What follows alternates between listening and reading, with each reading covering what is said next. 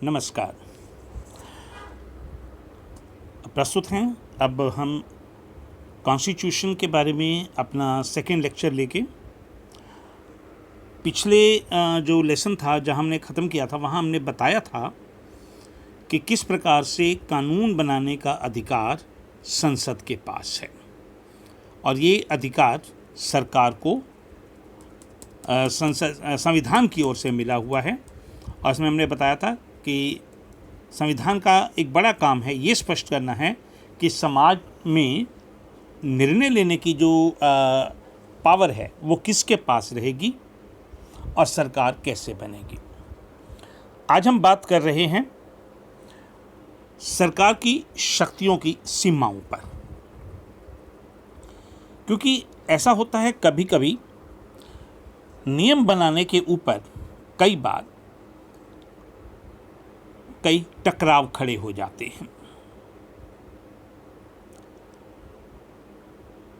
मान लीजिए आपने ये निर्णय कर लिया, आपने तय किया कि निर्णय कौन करेगा, लेकिन दूसरा पक्ष कह सकता है कि ये कानून गलत है। यानी अगर सरकार कोई भी कानून बनाती है तो विपक्ष या समाज के कुछ लोग सरकार पर इस बात को लेके उंगली उठा सकते हैं कि सरकार के पास ये ऐसा करने का अधिकार नहीं है, सरकार ये काम नहीं कर सकती।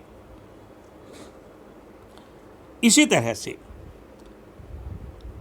जैसे अगर ये बात कही जाए कि आप ये कपड़े पहनेंगे, ये नहीं पहनेंगे, ये गीत सुनेंगे, ये नहीं सुनेंगे, ऐसा करेंगे, ऐसा नहीं करेंगे, तो इतनी संपत्ति होगी, इतनी नहीं होगी। ये कुछ बातें ऐसी हैं जिस पर कई बार डिस्प्यूट खड़े होते हैं, विवाद खड़े हो जाते हैं।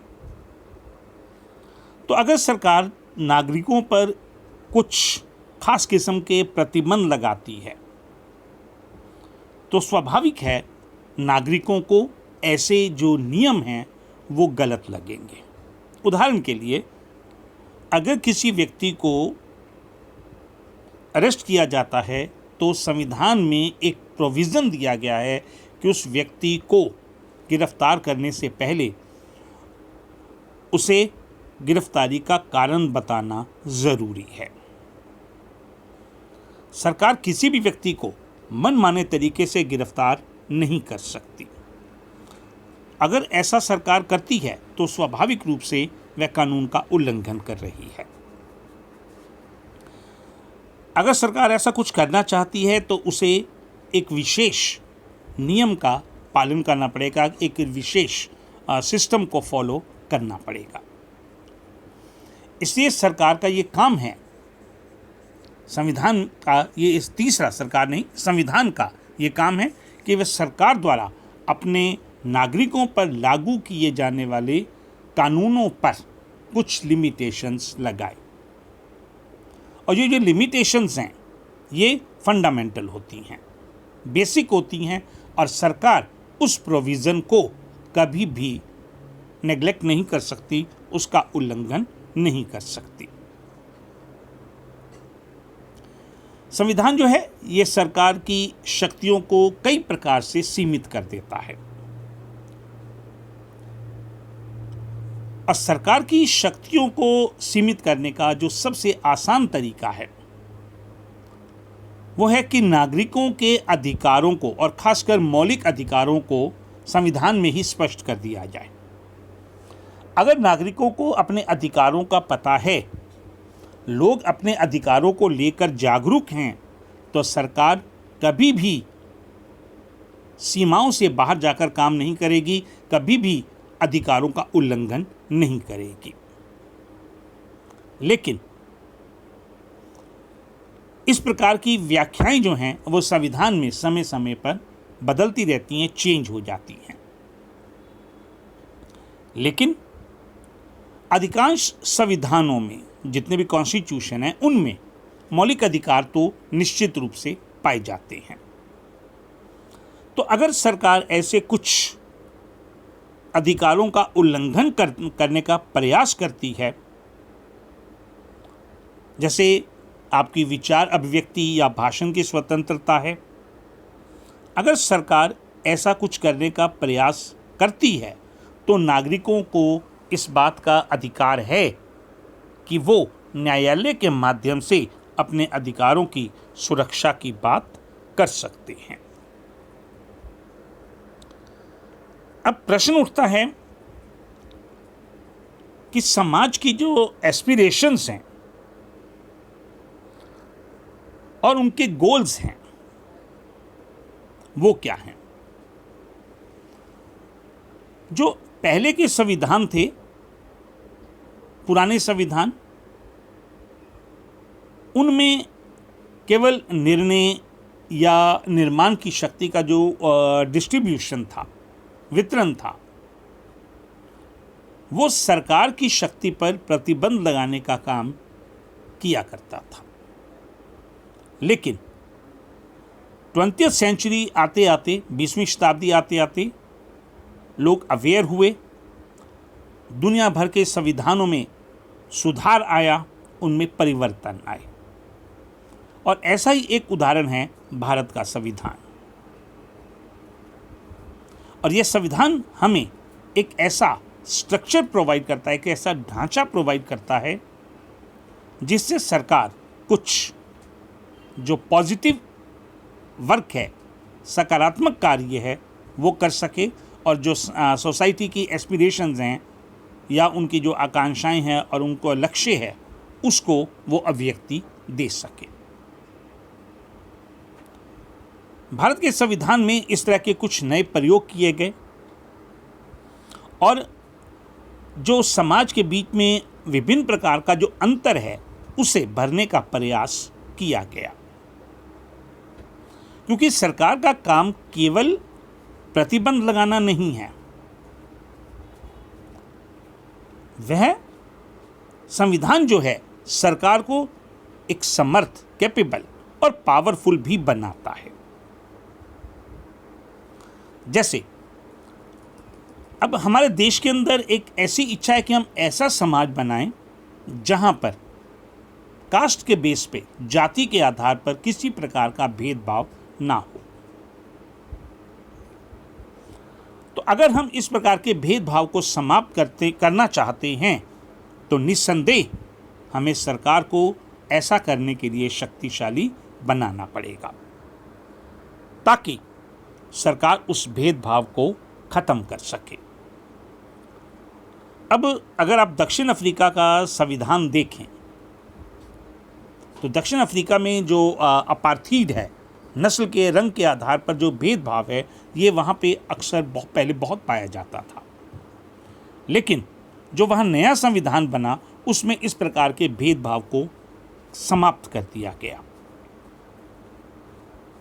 तो इसी तरह से भारत में भी हमारे जो संविधान निर्माता थे उन लोगों की इच्छा थी कि समाज के सभी लोगों के साथ बराबरी का व्यवहार हो, उनकी ज़रूरतें और उनकी जो शिक्षा है ये सबको मिलना चाहिए और सभी को सम्मान के साथ जीवन बिताने का अधिकार मिलना चाहिए। तो भारत का संविधान सरकार को इस प्रकार से कैपेबल बनाता है कि वह सरकार जो है वो जनता के हित के लिए ऐसे जो वेलफेयर स्टेप्स हैं वो उठा सके। और इस बात का प्रावधान हमारी संविधान की प्रस्तावना में भी कर दिया गया है। यानी हमारे संविधान की प्रस्तावना इस चीज़ को समर्थन प्रदान करती है, सपोर्ट प्रोवाइड करती है। और हमारे मौलिक अधिकारों में भी जहां हमने समानता का अधिकार स्थापित किया, वहां भी इस बात का प्रोविज़न रखा गया कि सभी नागरिकों के साथ एक समान व्यवहार किया जाए। तो इस तरह से संविधान का एक काम ये भी हो गया कि सरकार को वो इतना शक्तिशाली बना दे जिससे वो जनता की इच्छाओं को, जनता की जो उम्मीदें हैं उनको पूरा कर सके और एक समतापूर्वक समाज की स्थापना कर सके। अब अगर आगे बढ़ें तो अगली जो हमारी बात आती है कि संविधान को कैसे समर्थ बनाया जाए। यानी ऐसे कौन से ऐसे प्रोविजंस हैं मेकिंग कॉन्स्टिट्यूशन कैपेबल, यानी संविधान के समर्थ बनाने वाले ऐसे कौन से उपाय किए गए हैं। देखिए, संविधान जो है वो सरकार की शक्तियों को नियंत्रित करने वाले जो नियम हैं, केवल इतना नहीं है कि सरकार को बस नियंत्रण कर लिया जाए कि सरकार ये ना करे, सरकार ऐसा करे, ऐसा ना करे, अपितु संविधान सरकार को कुछ शक्तियां देता है जिससे वो पब्लिक वेलफेयर के काम कर सके, जनता के कल्याण की काम कर सके। अगर आप दक्षिण अफ्रीका के संविधान को देखें तो दक्षिण अफ्रीका का जो संविधान है, ये जिम्मेदारी वो वहां की सरकार को देता है। यानी ये सरकार की जिम्मेदारी है कि वो सब में समानता स्थापित करे।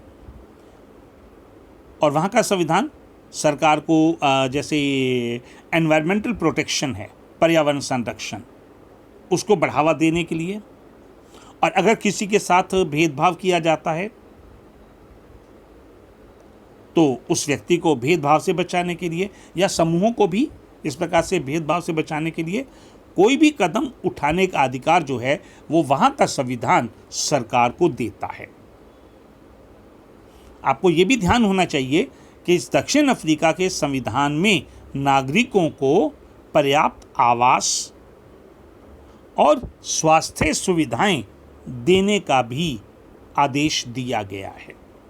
यानी ये वहाँ की सरकार की जिम्मेदारी है कि हर व्यक्ति के पास रहने को मकान हो और उसके पास हर प्रकार की स्वास्थ्य की सुविधाएं उपलब्ध हों। ठीक इसी प्रकार से इंडोनेशिया में ये वहाँ की सरकार की जिम्मेदारी है कि वहाँ पे वो एजुकेशन सबको मिल सके, शिक्षा सबको मिल सके, ऐसा उपाय करें। यानी इसका मतलब है कि शिक्षा जो है वो वहाँ की सरकार के हाथ में है।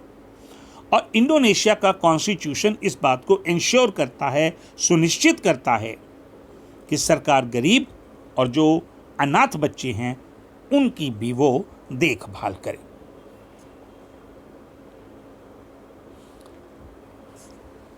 तो इस प्रकार से ये आपने देखा कि किस प्रकार से वहाँ की सरकारें जनता के कल्याण की बात करती हैं।